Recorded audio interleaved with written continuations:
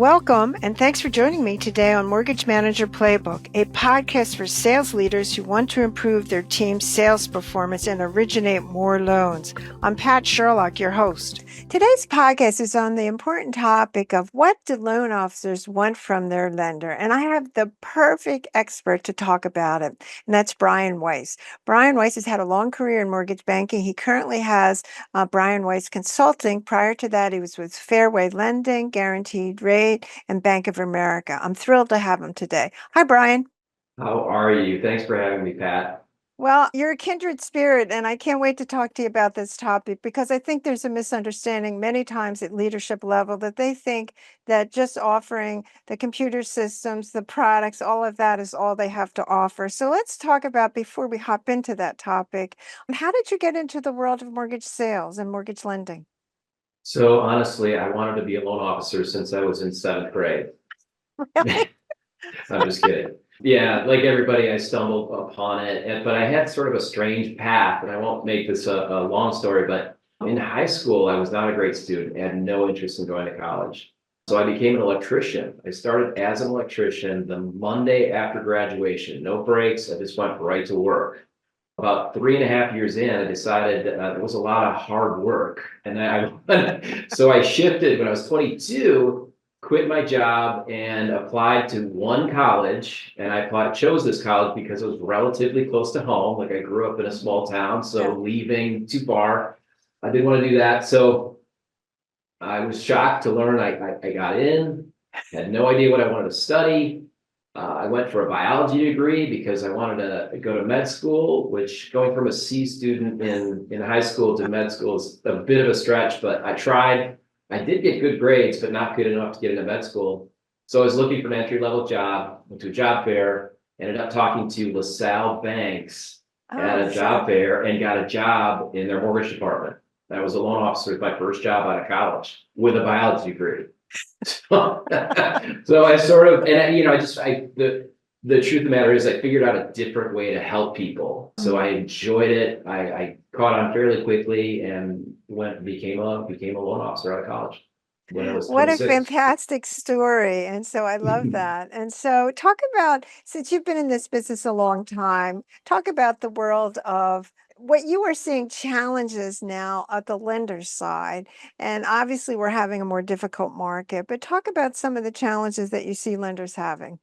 Yeah, well, I think, margin compression has been the topic of conversation for the last, 2 or 3 years, or probably 3 years now. But and sort of the side issue to trying to solve our profitability problems is leadership and management are not as focused on coaching and mentoring our teams as much as we used to Mm, be. Right. So the regional manager position, the branch manager position has become more of a recruiting role. And it's right. always been that, but there's an enormous amount of pressure on our middle leadership to recruit and grow the team. So we're not investing the time that we used to when we're working with our existing teammates, right? So I noticed this really over the last, couple of years, but towards the end of last year, I decided to start my own coaching group. It was for free, to sort of lean into that issue.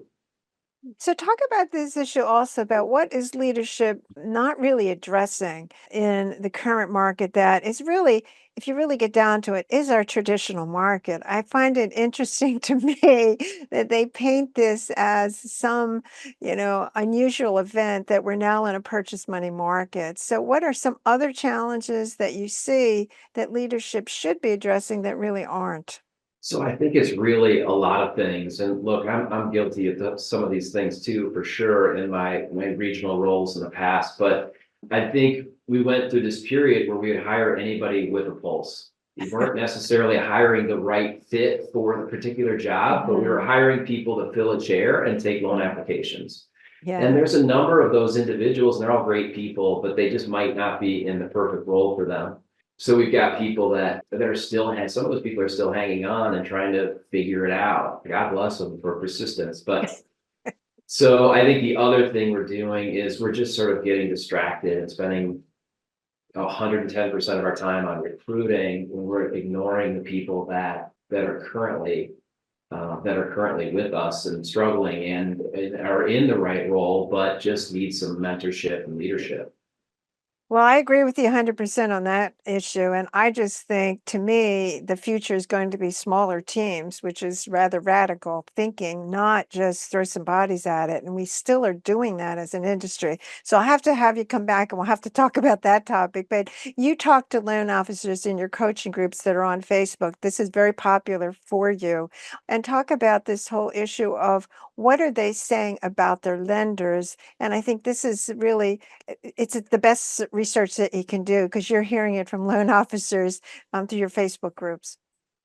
Yeah, the biggest thing really is they're not getting the support that they feel they need, want, and Mhm. deserve from their current leadership team. Yeah. So that leaves them frustrated because their only option then is to go out and pay for outside coaching, mentorship, and leadership when the company is providing, very little or nothing. And not in all cases. Some companies are doing well on this front, but most of them are not providing that. So Mhm. loan officers are frustrated because they have to go out and spend their own money, which might be tight right now, to get the support that they need. So I think that's why my group why my group did so well early on, which was that people found a resource that they didn't have to pay a lot of money for.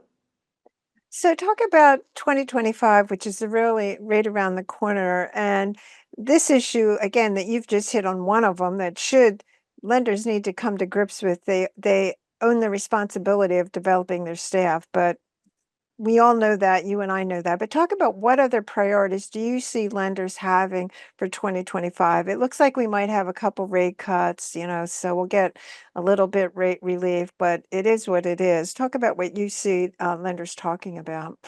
Yeah, so there's a few things happening right now, and I think for the first time in a long time, they are hiring operations staff, right? I mean, you're not seeing it a lot, but I've seen several posts and talked to a number of people recently that are actually hiring and ramping up for the refi run that's coming. The other thing is it's still very much a focus on recruiting, right? We're Mm, still trying to add to volume by bringing in more loan officers. And like you and I have talked about before, that there's still a number of loan officers that probably should look for a different career. We're excited to hire a loan officer doing. I should say we, as a number of leadership, are excited to hire a loan officer doing 2 deals a month or a deal a month, and it's yeah. just and they've been in the industry for a number of years. It's okay to do a deal or two a month if you're new and you're learning, but we're still I think retread is the term you use, is we're still retreading some of these people Mhm. that are kind of struggling in the industry. So I think those are two of the things that I'm seeing a lot of. Well, do you also think that what I notice with leadership, and you talk to leaders every day too, is that they lower their standards of what is acceptable? It's like in the old days, which I'm not a big one to go to the past, but I mean, it used to be you had to do 10 deals a month. Okay. Then we got down to five. Now we're down to two. If you do two, we want you. Talk about that. It's just incredible to me. Yeah, so I remember not too long ago that, my baseline, or I should say our baseline as a leadership team for one of my prior companies, was 4 deals a month, Yeah. right? We were excited when we talked to somebody that was doing 4 deals a month or more, which at the time and in Chicagoland was somebody doing 1 million plus per month. We considered that a solid originator as long as it was purchase focused, had been going on for a certain period of time. But the standards have really, really been lowered in search of just hitting numbers, right? In search of just hitting their monthly number. We're Yeah. just doing it with more people now. Yes, and it does lead to this issue is that they think it's a quantity uh, correction versus a quality correction. And I think that dovetails into they feel they have to offer the computer works, all that structure, the product side and the investors, but the development side seems to be thrown out the window. And talk about what your group is saying, what the loan officers are wanting, and what is it Yes. that they are sharing with you? That's such a great question, because I am consulting with some companies right now on developing their recruiting platform. Hmm. And the leadership team always wants to go to what's our value proposition? Like that's the big buzzword is Yeah. when we're talking to a candidate, what's our value proposition? And that's great. That's a great thing to start with. But the value proposition, 80% of the time, centers around technology, computers, products, Hmm. process, all these things that we've discussed for decades in the industry. But now I think the value proposition has to start with coaching, mentorship, leadership. And Hmm. I'm encouraging the executive team at some of these companies to be the recruiters.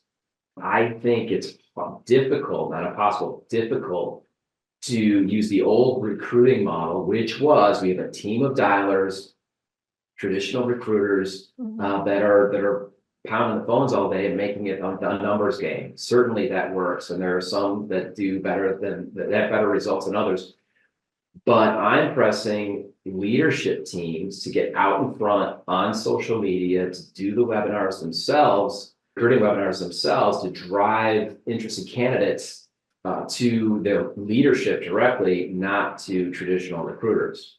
And I have friends that are traditional recruiters, so no disrespect to that job. It's a very hard job, but I'm asking leadership to get out in front, tell the cultural message, tell the message of how they're going to help actually develop their business, not just about technology and products. So, do you think because we've gone to and you've been in the industry long enough, we've gone to a producing manager structure that really what's happened is leadership and managing, that's really gone out the window because really what we want, we call them a manager, but they really are just producers.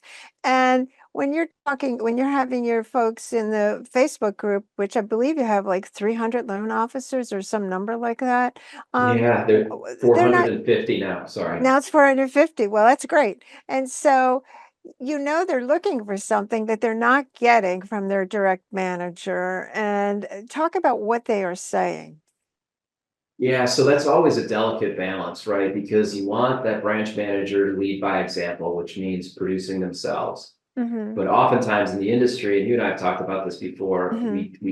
oftentimes in the industry, we take the top producer and either for retention or ego or whatever it is, we make them a branch manager and we Right. give them some loan officers to help.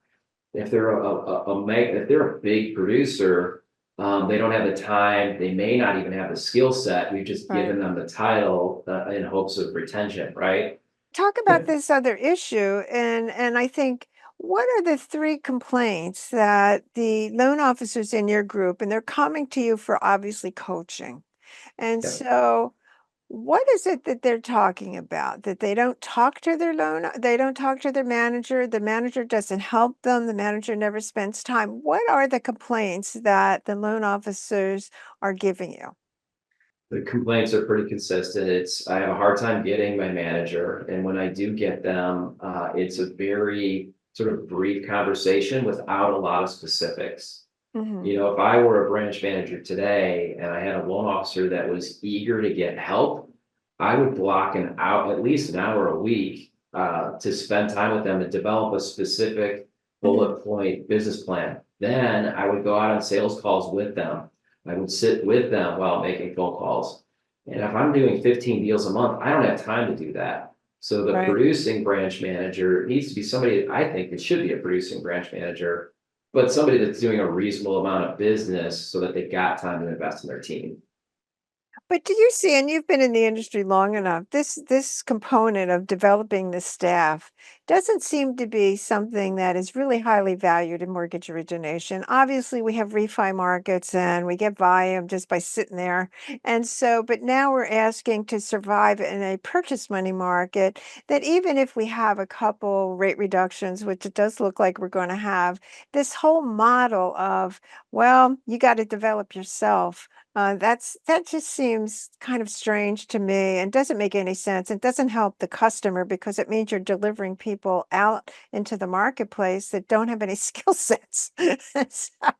So talk about that. I mean, do you see managers coming to some conclusion that maybe we need to think about doing it differently? They don't seem to feel that development is their responsibility. They say, "Hey, loan officer, do it yourself." I would agree. I think most managers want people to be, they'll say they want people to be self-sufficient, and I agree with Mhm. that. to a certain degree, but we've still got to back up a half step and help people develop a plan. So people just don't know what the plan is. What do I say when I get face to face Mm-hmm. with a realtor? How do I get face to face with a realtor? Right. Mm-hmm. So it's all these things that, some managers will take for granted. And what I'd add to that too is there are some mortgage companies out there that are developing internal coaching programs, or they have internal coaching programs, which I think is great because that shows me that they're at least recognizing the problem. But what they're also doing is they're charging significant dollars to participate in that coaching Right. program. So I have the comment I get frequently from loan officers is, well, if the company's making money on the production, I have no problem with the company making money on what I produce, right? That's just part of the package. But if they're making money on what I produce, why wouldn't they help me produce without charging me additional fees? Because then the internal coaching company or the affiliated coaching company Mm-hmm. just feels like an additional profit center for top producers. I'm not saying that's Yes. what it is. It's just that's what it feels like to a Right. lot of the loan officers that I'm talking to right now. So what are let's flip it to we know the problem and I understand, I mean, what you're talking about, certainly they, for some reason, are disconnected with this whole issue of development. But talk about some of the things that are positive from the standpoint that, yeah, this is how the good companies handle the development of their personnel.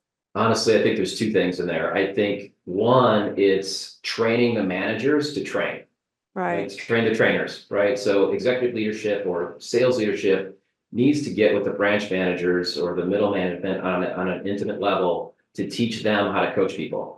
So Right. the other thing is that companies should recognize that if they can't coach internally or they don't have a resource to coach internally, the company should invest in additional outside coaching services, like the products you offer, to bring them in to coach the managers and the loan officers, right? Well, Bring outside resources in. you're getting to one of my favorite topics, and what I see, and I'm interested in your thoughts, is what I see when it comes to improving the manager side. I think companies understand the loan officer and that they need better skills, but when it comes to the manager side, I don't know that they see that. And I think this has gone on for a very long time because that's why we've moved into a producing manager setup and all of that, where we're almost saying like you got to fund yourself, you know, and so, do you see a change in view about, yeah, we need to develop our managers? No, not at a global level for sure. I'm just trying to think if there's an example of somebody I've talked to over the last 6 months that's really leaning into that. And I haven't seen it.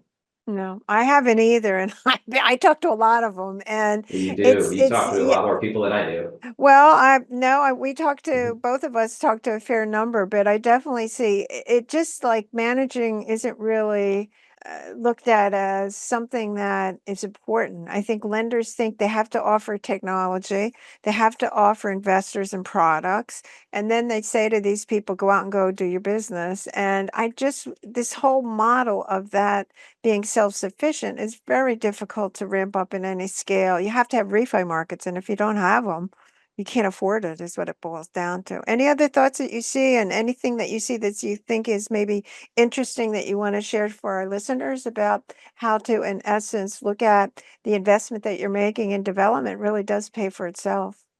It really does. So if the choice for the loan officer is to not get development at all or spend the money that they don't want to Hmm. spend, Hmm. if you want to stay in this long term, you're going to have to spend the money, right? Like one way or another, you have to get the coaching you need to grow. The other thing that I think is really interesting right now that I'm talking to a lot of people about is the refi boom. Yeah. Whether it's a boom or a boomlet, whether it starts next month or next year or Hmm. 3 years from now, I don't want to see loan officers get too attached to that because what I think is the servicers are going to come at this with a vengeance. Right. So every loan officer I've ever talked to, and it happened to me when I was a producer as well, which is you talk to that person about a refinance, you agree on a rate, you start the process, you pull the payoff letter, They get a call from their servicer saying, I'm going to offer a rate that's 100 basis points less or 150 basis points less than what you're already getting. I mean, it's a significant drop. I don't care how good of a salesperson you are. Yeah. It's hard to sell against 150 basis point difference. Right. So I wouldn't put too much weight on the fact that the refi run is going to solve your financial problems. And B, I would 110% stay focused on developing purchase business, no matter how many refis you get or don't get. Yeah, I agree with you too. And actually, Strathmore has come out with some recent research on it. And this time around with refis is going to be much different than it was in the past. So Brian, anything else, any takeaways that you would like to leave for our listeners today? Stay focused on purchase business, get a coach, even if you have to pay a little money to do it. Interview a lot of coaches to find find the one that works best for you. Don't just go to the coaching company that has the most Facebook ads, right? Get a coach that fits you. Yeah. Well, I think that's words of wisdom. And I want to thank you for sharing it with our listeners today. How can they get a hold of you if they have any more questions? And I know that you're active on social media and your Facebook group. Why don't you give maybe information about your Facebook group?